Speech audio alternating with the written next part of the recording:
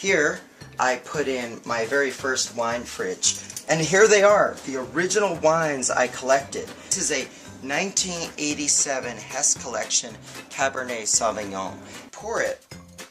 I remember that this wine started with kind of bright fruits and an intense plumminess, and I still get that, but I also get kind of secondary smells like licorice and a kind of really pleasant, like leathery quality to it. And that's the way it should be with good, mature wine.